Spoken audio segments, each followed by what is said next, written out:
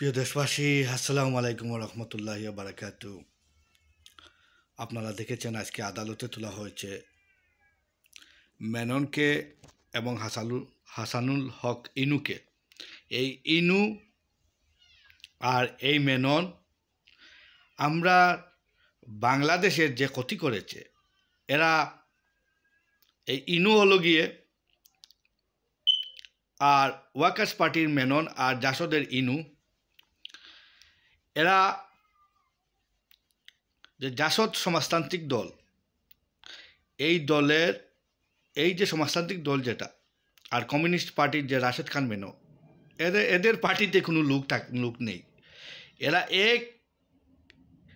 এক দলের মধ্যেই এক নেতা, এক ইনু। আর হলো গিয়ে আপনার ওয়ার্কার্স পার্টির এই আপনার হইল গিয়ে মেনন, একসময় ওয়ার্কার্স পার্টি ওর নেতা ছিল। এই মেনন আর ইনু,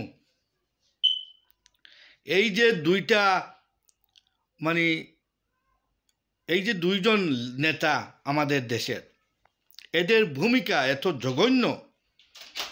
এরা যে ভূমিকা এই বাংলাদেশের মানুষকে, যে আজ 15 বছর ধরে বাংলাদেশের মানুষ কি দেখলো, তাদের ভোটাধিকার দিতে পারে নাই, তাদের ভোটাধিকার হরণ করা হয়েছে, তাদের গণতন্ত্রকে হরণ করা হয়েছে, তত্ত্বাবধায়ক সরকারকে ওরা নাই করে ফেলছে, সংবিধানকে কাটছাট করে, আর কি করছে, আর সন্ত্রাসী করছে, গুম করছে, মানুষকে এত দুর্নীতি করছে, মানুষের জনগণের টাকা তারা লুণ্ঠন করেছে। হ্যাঁ, এই লুণ্ঠিত সরকার, এই ফ্যাসিস্ট সরকারকে তারা কি করেছে, তারা একজন মন্ত্রী হওয়ার জন্য, একজন এমপি হওয়ার জন্য তারা কি করছে, তারা তাদেরকে সাহায্য করছে। এই আওয়ামী লীগ গভর্নমেন্টকে তারা সহযোগিতা করেছে, তাদের যত ধরনের অবৈধ কার্যকলাপ, সব অবৈধ কার্যকলাপের সাহায্য সহযোগিতা করেছে এই হাসানুল হক ইনু এবং এই কুখ্যাত মেনন। এই ইনু আর মেনন এরা হলো গিয়ে এক নেতা, এই দলের মধ্যে তারা একমাত্র নেতা, তাদের সংগঠনের আর কিছুই নাই, তারাই নেতা, তারাই খেতা, তারাই সব কিছু। আর এই মেননও সেই সেই সেই সেই রকম লোক।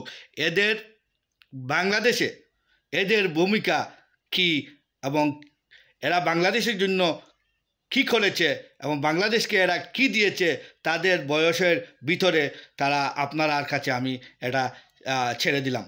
আপনারা এদের খোঁজ নিয়ে দেখেন, এরা বাংলাদেশের জন্য কি নেতাগিরি করছে, বাংলাদেশের সহযোগিতা, সাহায্য সহযোগিতা, উন্নতির ক্ষেত্রে এরা কি ভূমিকা রেখেছে, জনগণের ভোটাধিকারের প্রশ্ন করলে ওরা কি ভূমিকা রেখেছে।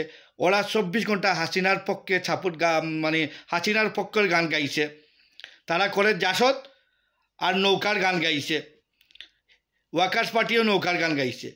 এই যে মেনন আর এই যে ইনু, এরা হলো গিয়ে কি বলবো, এরা তো ইলেকশনে দাঁড়ালে এরা একটাও ভোট পাবে না।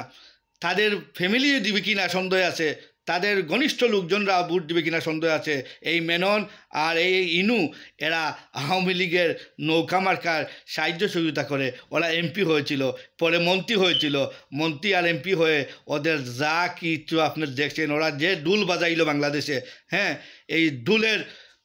এই যে ডোল বাজাইয়া এই আওয়ামী লীগকে বসিয়ে রাখলো 15 বছর, এদেরকে আপনারা পুলিশ প্রশাসন ধরেছে, কোর্টে এটার সঠিক বিচার করবে এবং সুবিচার করা, এদের বিচার করা একান্তই প্রয়োজন।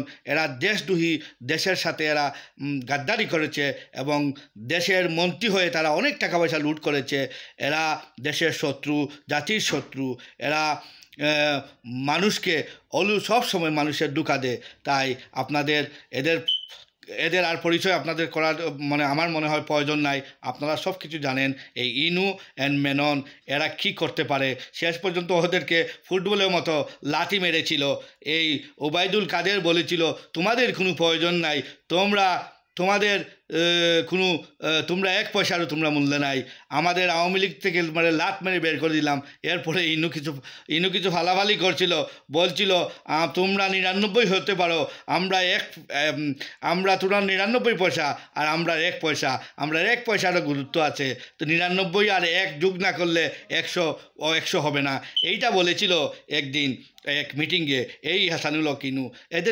এদের কোনো মান ইজ্জত, এদের কোনো সম্মান, এরা এই দেশের জন্য কিছু করবে বা দেশকে নিয়ে ভাববে, দেশ যদি রসাতলে চলে যায়, এই হাসানুল হক ইনু এবং মান্নানের মতো সাহেবেরা তারা টাকা বানাইবার মেশিন আর এমপি হইবার এমন সিঁড়ি বাই স্টেপ যাইবার তারা চিন্তা করবে। তারা দেশ ও জাতি নিয়ে চিন্তা করে না। না হলে আজ এরকম দেশ এইরকম হতো না।